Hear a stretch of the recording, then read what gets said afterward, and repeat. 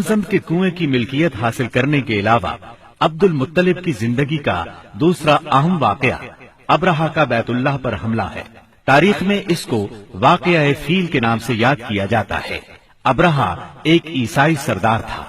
شاہ حبشہ نجاشی کی طرف سے یمن کا حاکم تھا۔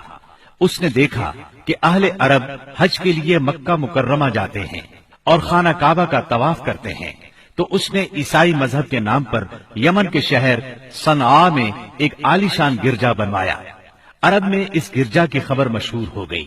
قبیلہ کنانہ کا ایک آدمی وہاں گیا اور گرجا میں گندگی پھیلا کر بھاگ آیا۔ ابرہہ نے غصے میں آ کر قسم کھائی کہ کعبے کو ڈھا کر دم لے گا۔ چنانچہ وہ ایک لشکر جرار لے کر مکہ مکرمہ کی طرف روانہ ہوا۔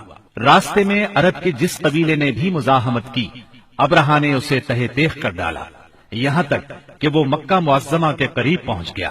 وہاں کے لوگوں کو اپنے ارادے سے خبردار کرنے کے لیے اس نے اہل مکہ کے جانور پکڑ لیے۔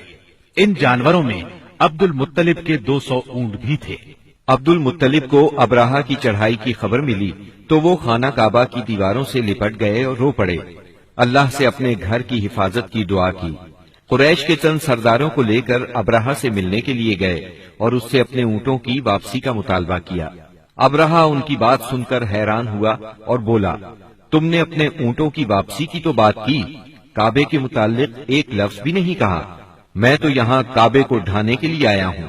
عبد المطلب نے جواب دیا، اونٹ میری ملکیت ہیں، اس لیے ان کی رہائی کے لیے چلا آیا۔ کعبے کا مالک اللہ ہے جو اپنے گھر کو بچانے کی پوری طاقت رکھتا ہے۔ ابرہہ نے ان اونٹوں کی واپسی کا حکم دے دیا۔ یہ اپنے اونٹ لے کر مکہ معظمہ واپس آ گئے۔ 60-70 ہزار کا لشکر تھا اور اس میں 9 یا 13 ہاتھی تھے۔ اس لشکر نے آخر مکے پر چڑھائی کی۔ لشکر مکے کے نزدیک پہنچا تو محمود نامی ہاتھی نے مکے میں داخل ہونے سے انکار کر دیا اور وہیں بیٹھ گیا۔ ایسے میں اچانک باہر کلزم کی طرف سے پرندوں کا ٹڈی دل نظر آیا۔ ان کے پنجوں اور چونچوں میں کنکریاں تھیں۔ جن سپاہیوں پر وہ کنکریاں پڑتی ان کے اعضاء کٹنا شروع ہو جاتے۔ ان کنکریوں کے گرنے سے ابرہہ کی فوج اور ہاتھیوں کا جو حشر ہوا وہ بلا شبہ تاریخ عالم کا ایک نہایت حیرت ناک باب ہے۔